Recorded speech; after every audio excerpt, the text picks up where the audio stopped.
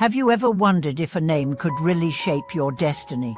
Or questioned why in Buddhism, receiving a Dharma name is such a sacred and transformational event? Why is this act so central to becoming a disciple of the Buddha? Is it simply symbolic, or is there something more powerful at play? Welcome back to our channel, dear friends. I'm honored to have you with us again as we journey deeper into the heart of the Dharma. Today's topic touches not just the mind, but the very core of the spiritual path, the significance, power, and mystery behind the Buddhist Dharma name. This isn't just about a religious ritual. It's about identity, transformation, and the hidden map to freedom written into sound and intention. When someone enters the Buddhist path through the act of taking refuge in the three jewels, the Buddha, the Dharma, and the Sangha, one of the most pivotal moments in that ceremony is the bestowal of a Dharma name. This is not a nickname, more a title. It is, in the truest sense, a spiritual rebirth. Imagine it this way. For your entire life, you've been called by your secular name. That name is tied to your family, your nationality, your culture, and your egoist sense of self. But the moment you take refuge, you step beyond that. You declare not just with words but with your heart that you are no longer defined by the world's labels. You are now a seeker of awakening, a child of the Buddha, a vessel of the Dharma, and your new name reflects that. This name is not chosen at random. It's not something trendy or poetic for its own sake. It is usually selected by an ordained teacher, a preceptor, a spiritual elder, who sees deeply into your karmic patterns, your potential, your energy. They offer a name that encapsulates your path, your strengths, or the qualities you most need to develop in this life. For instance, someone may be given the name Wisdom Light because their path is to cultivate insight and radiate clarity to others. Another may receive the name Compassion Ocean, pointing to their destiny of becoming a boundless source of mercy in a suffering world. These names are powerful. They are like mantras. Every time someone calls you by that name, it reminds you not of your past, but of your aspiration. Not of your ego, but of your vow. The Dharma name becomes an anchor. In Buddhist cosmology, names are not merely identifiers, they are energies, they carry vibrational patterns.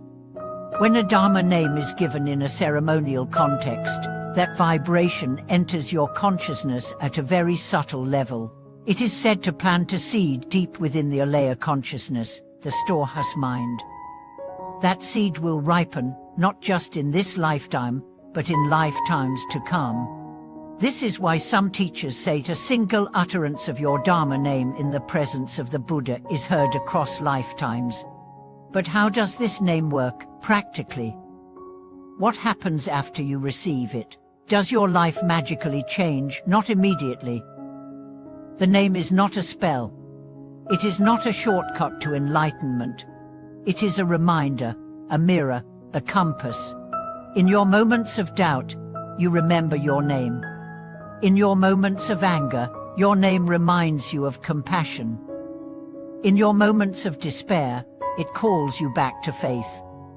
In a way, your Dharma name becomes your teacher. It speaks when the world is silent. It calls you back to the path when you begin to stray. Let me tell you a story. There was once a woman who had endured tremendous trauma. Her childhood was broken, her adult life filled with suffering. When she entered the monastery to take refuge, she was given the Dharma name, Peaceful Lotus. She laughed bitterly when she heard it. She said, "There's nothing peaceful about me. I'm a storm, I'm damaged." But the teacher looked at her with serene eyes and said, "And not yet, but one day you will bloom. Even in muddy water, the lotus rises. Your name is not what you are, it is what you are becoming." Years passed. Through practice, through tears, through perseverance, she changed. She softened. She began to help others. People would come to her for comfort. One day, a young novice asked her, "Why is your name Peaceful Lotus?" She smiled gently and said, "Because that is the path I walk every day."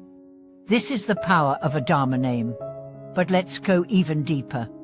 The Dharma name is not just for this life, it is also your karmic signature.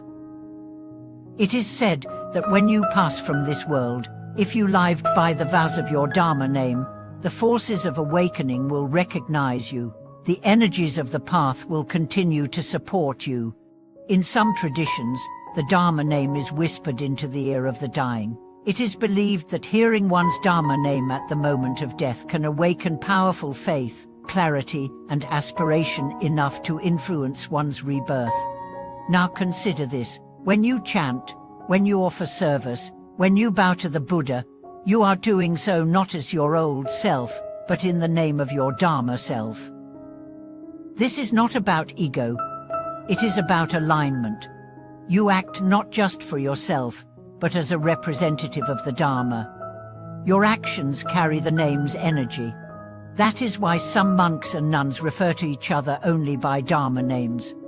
It's a daily affirmation of the sacred. Of course, there are those who receive a Dharma name and forget it. They go back to their old ways.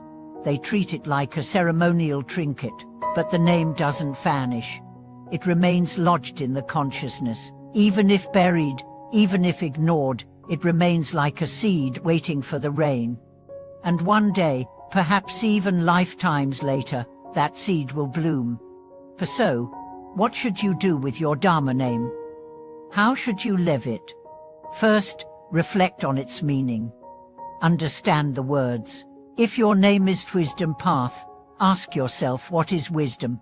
How do I walk it? If your name is Great Faith, ask, how do I nurture faith? What does it mean in my life?